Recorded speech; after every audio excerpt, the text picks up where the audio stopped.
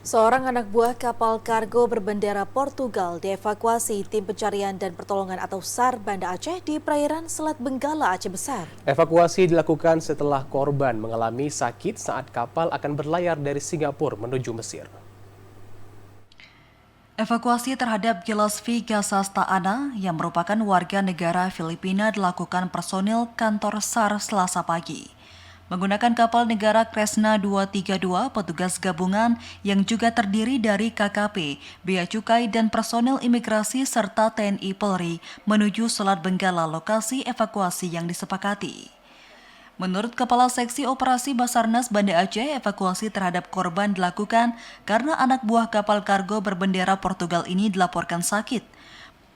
Korban dilaporkan mengalami gangguan penglihatan dan pusing akibat kecelakaan kerja saat kapal akan berlayar dari Singapura menuju Mesir.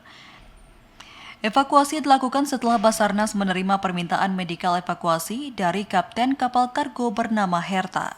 Pada hari ini, hari Selasa, tanggal 14 Maret tahun 2023, di mana kami bersama tim SAR gabungan melaksanakan medical evacuation terhadap satu orang warga negara Filipina atas nama Gillespie, umur 51 tahun, di mana korban tersebut mengalami cedera yang diakibatkan oleh perbaikan kapal di dalam kapal tersebut, di mana selanjutnya korban tersebut terlepas dari beberapa komponen yang terdapat di kapal di bagian mesin sehingga mengenai luka bagian pelipis sebelah kanan pada mata bagian kanan.